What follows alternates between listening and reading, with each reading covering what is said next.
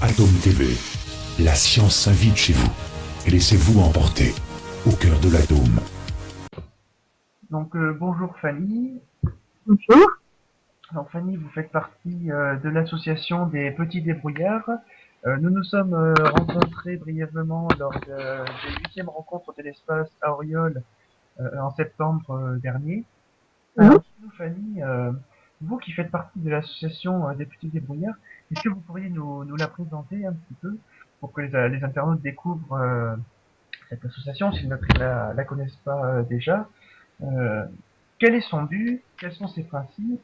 Et vous, particulièrement, quel est votre rôle dans cette association? Alors, l'association des petits débrouillards, donc, comme ne l'indique pas son nom, c'est pas que pour les petits, c'est pour tout public, pour les adultes aussi. Par contre, comme l'indique bien son nom, le principe est d'être assez débrouillard et de développer la débrouillardise. Alors, la débrouillardise, il y a un côté manuel puisque on aime bien utiliser du matériel de récupération, du matériel très simple qu'on trouve à la maison, qu'on trouve assez facilement. Comme ça, c'est tout le monde peut refaire des petites maquettes ou des petites expériences qu'ils auraient fait avec nous. Et puis, c'est aussi être débrouillard un peu dans sa tête, parce que tout le monde n'est pas manuel, ça c'est pas grave, mais le but de l'association, c'est surtout de se poser beaucoup de questions et de chercher à comprendre des phénomènes, des choses qui nous intriguent, etc. Et donc on se base sur, on parle de sciences, de toutes les sciences. Donc là, ensemble, on va parler d'astronomie, mais les petits débrouillards ne sont pas spécialisés sur l'astronomie. On parle vraiment de tout, des sciences dures comme des sciences humaines. Et puis le but vraiment profond derrière toutes les activités petits débrouillards, c'est de développer l'esprit critique. Voilà, de se poser des questions sur le monde dans lequel on vit, de l'analyser, de tester des choses et de se faire sa propre opinion sur toute chose et pas seulement accepter brut de forme tout ce qu'on pourrait entendre. Voilà. Et puis alors moi, mon rôle dans cette association, je fais partie moi des animateurs vacataires. Au Petit Débrouillard, il y a et ça fonctionne avec deux grands types d'emplois, on va dire. Il y a des employés permanents. Alors, il y a pas mal de CDI au Petit Débrouillard. Il y a aussi des permanents, enfin, un contrat de 6 mois, un an pour des missions bien précises. Et puis, même troisième type, du coup, on peut dire, il y a toute une équipe de vacataires, donc qui sont appelés au coup par coup pour les animations. Et puis, bah, du coup, on dit oui ou non, voilà, selon notre disponibilité. Donc là, parmi les vacataires, il y a beaucoup d'étudiants ou de gens qui cumulent plusieurs boulots, plusieurs jobs, comme c'est mon cas.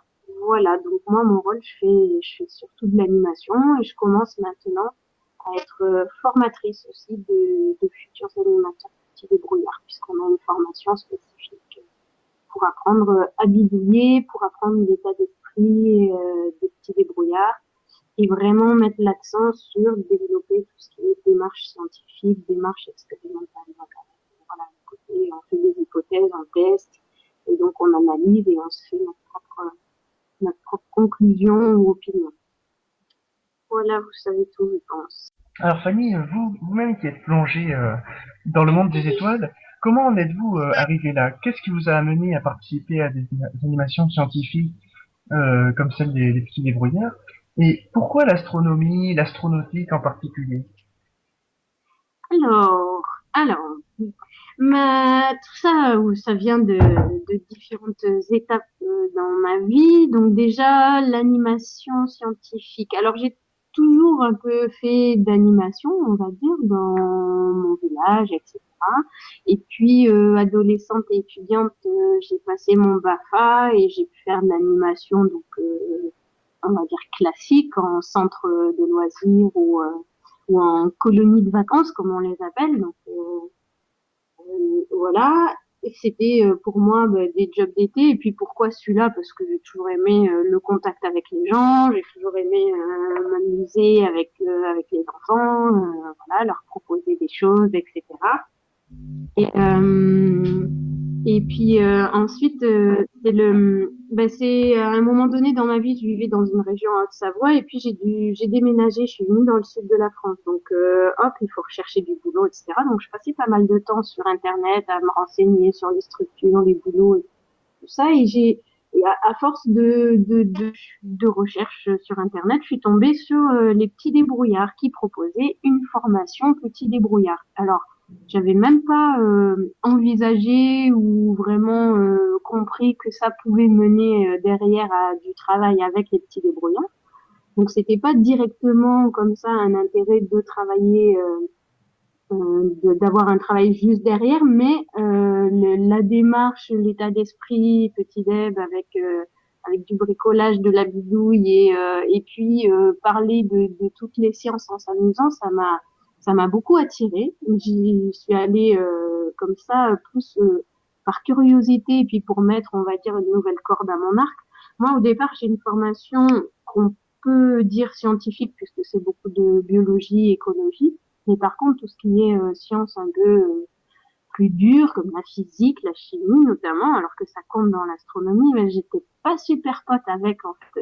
J'ai été, ça c'est, bah je sais pas, enfin j'ai beaucoup aimé les maths avec un prof que j'ai eu au collège par exemple, mais après derrière au lycée ça allait trop vite pour moi, j'ai décroché, j'y arrivais plus bah ces sciences-là, la façon en tout cas dont moi je les ai vues dans mon cursus scolaire, j'ai eu du mal à accrocher, j'ai eu du mal à comprendre, donc j'ai ouais je peux pas dire que, enfin j'avais pas l'impression d'y comprendre bien grand-chose, même si dans des discussions complètement extérieures au cadre scolaire, ça pouvait des fois bah, m'intriguer et je pouvais me dire oh, bah, tiens là, quand on me le raconte comme ça, bah ouais, ça m'intéresse, mais voilà, à l'école, c'était pas comme ça, en tout cas pas dans ce que moi j'ai vécu.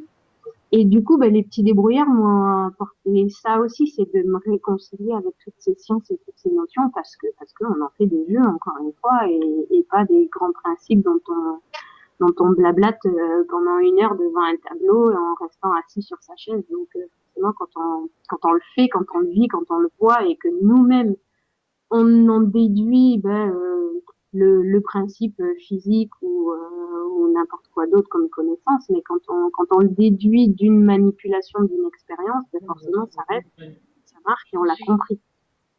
C'est beaucoup plus intéressant. Donc voilà, les petits débrouillards m'ont apporté ça, du coup, forcément, ça m'a beaucoup plu. Et, et les petits débrouillards proposant du travail vacataire ou plus ou moins régulier, comme on le disait au début, bah, du coup, je suis restée bien volontiers au petit débrouillard. Et maintenant, c'est mon employeur principal et j'en suis très, très, très contente parce que ça me plaît beaucoup. Et après, l'astronomie, bah, c'est aussi finalement des hasards. Alors, c'est pareil, ça m'a toujours plu pour un côté d'une façon très rêveuse en fait, très le côté un peu voilà poétique, regarder les étoiles, se poser plein de questions, c'est intriguant, l'infiniment grand, tout ça. Bon. Alors un côté attiré mais sans grande connaissance on va dire et puis j'ai pu proposer dans mes boulots d'avant juste des soirées d'observation donc voilà c'était des balades sous les étoiles et puis on découvrait un petit peu quelques constellations la nébulosologie qui y est associée et puis après ben, c'est de fil en aiguille parmi les animations que proposent les petits débrouillards qui touchent à tous les sujets ben, il y a entre autres l'astronomie et de là j'ai rencontré des gens qui m'ont finalement conseillé auprès d'un autre employeur et du coup j'ai aussi des semaines de classe astronomie. Donc, forcément, là, ça a été l'occasion. Ça m'a beaucoup, ça m'a plu tout de suite, ça m'a attiré tout de suite parce que je me suis dit ben voilà c'est l'occasion d'approfondir un sujet qui me plaît et puis ben voilà. Du coup, je suis pas du tout, je me considère pas comme vraiment une astronome, même amateur, mais tous ceux que je rencontre ont des connaissances qui sont bien loin en avant des miennes. Je suis pas à ce niveau-là, mais par contre, c'est vrai que je m'y intéresse beaucoup et que ça me plaît d'imaginer comment parler d'astronomie avec des enfants et avec des jeux, quoi. Ouais. Alors, à ce propos, je voulais vous demander, est-ce que selon vous, quand vous rencontrez ces enfants, ces personnes qui viennent avec vous, est-ce qu'à votre avis, parmi ces gens, est-ce qu'il y en a qui repartent avec l'envie de continuer? Est-ce que, en allant un peu plus loin, est-ce que vos animations peuvent faire naître des passions, ou alors plus tard, peut-être que j'exagère, mais est-ce que ça peut faire carrément naître des vocations dans le domaine de l'astronomie? Bon, ils sont un peu jeunes, mais peut-être que la question se pose, je ne sais pas. Hum, c'est difficile d'y répondre. J'aimerais bien. En tout cas, c'est sûr et certain que ça intrigue et que ça, oui, ça ouvre en tout cas. Alors soit ça apporte, ça alimente une soif de connaissances déjà existantes, puisque comme je disais, chaque groupe que j'ai vu, il y a toujours eu quelques enfants qui sont déjà hyper à fond, comme on dit, enfin, qui adorent ce sujet-là et qui connaissent déjà pas mal de choses. Donc soit ça nourrit cette soif de connaissances, cette curiosité sur ce thème, soit ça ouvre les yeux, ça éveille une curiosité. Ça, c'est sûr. Après, est-ce que je peux savoir si ça va jusqu'à créer une réelle vocation, etc. C'est difficile, c'est très difficile à dire, puisque malheureusement, on a peu l'occasion de revoir un peu sur un moyen ou long terme les enfants qu'on a côtoyés sur une activité.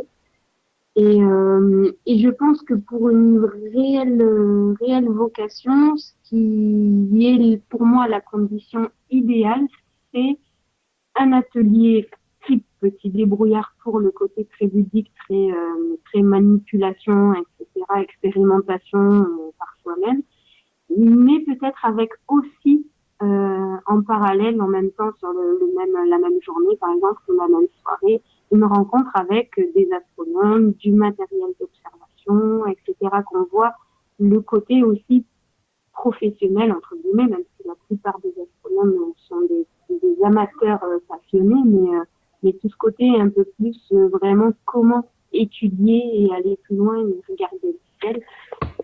Et ça, pour moi, c'est l'alliance parfaite, quoi, parce que il y a le côté, il y a tout en fait, on n'a pas seulement répondu à une question. Nous, on a la chance d'avoir des outils, des jeux et des maquettes pour se poser des questions, même si on est en plein jour et dans une salle, donc pas du tout dans des conditions d'observation. Mais du coup, c'est génial si c'est cumulé avec de l'observation, ce qui fait que soit parce que on fait une animation de soir et qu'on va aussi sortir et faire de l'observation, soit encore mieux quand on a du matériel aussi. Du matériel d'observation pour le côté aller un peu plus loin, parce que déjà, qu'à l'œil nu ou avec des jumelles, on fait déjà de très belles choses et on peut faire des chouettes jeux à la rencontre des constellations déjà. Mais voilà, l'idéal pour moi, c'est quand on arrive à cumuler le côté type petit débrouillard et quelque chose de plus observation, peut-être un peu plus professionnel de l'astronomie, quoi, on va dire.